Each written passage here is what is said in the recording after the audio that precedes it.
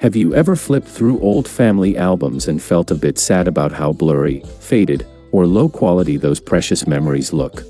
Today, I'm going to show you how to breathe new life into these old photos with just a few simple clicks, bringing them up to stunning 4K quality while perfectly preserving every single detail of the faces and outfits. So, if you're ready to bring your memories back to life, make sure to hit that like button right now. And if you haven't joined the desired channel yet, subscribe and turn on the notification bell, because we have so many awesome tutorials on the way. Let's dive into it.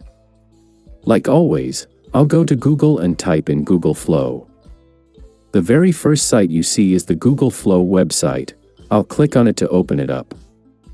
This is the homepage of Google Flow, which I use for a lot of my projects. As you can see here, I've actually generated a few images in the past. To get started, we'll click on New Project, which brings us to this page.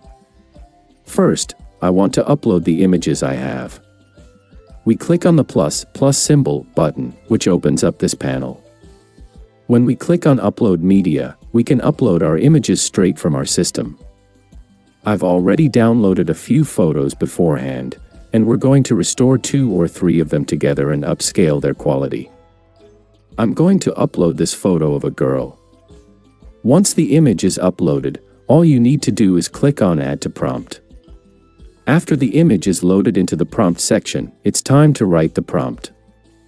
I've already prepared a prompt for you and left it down in the comments section. You can easily copy it from there. And please, make sure to leave your thoughts in the comments too, it really means a lot to me. After pasting the prompt, we click on this option, and under the Image tab, we choose the aspect ratio that matches our uploaded photo. In this case, my uploaded image has a 3:4 aspect ratio, so I'll select that option. I'll leave the generation count at 1. In this section, we select the AI model. We have 3 different image generation models available here, and I'm going to pick Nano Banana Pro because it's completely free and won't cost us any credits. Finally, we click on Generate and wait for the image to be created. This process takes less than a minute, so let's wait it out together. In the meantime, I'd really appreciate it if you could give this video a thumbs up. And our image is ready.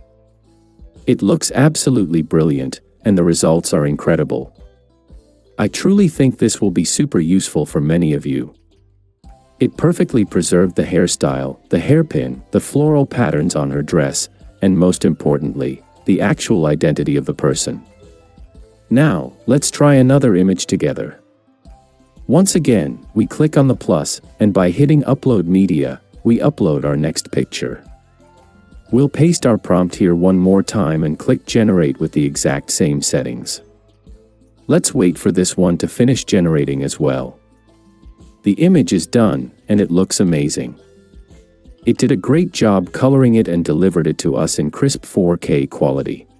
The only minor detail is the woman's earring, but you can easily get the perfect result you want by running it a few more times.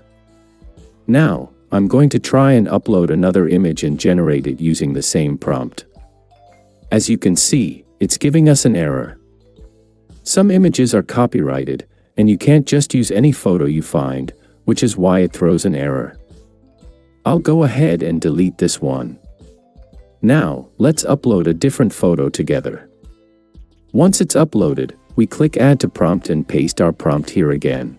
This time, we'll adjust the image aspect ratio to match our uploaded file. For this particular photo, a 4:3 ratio works best.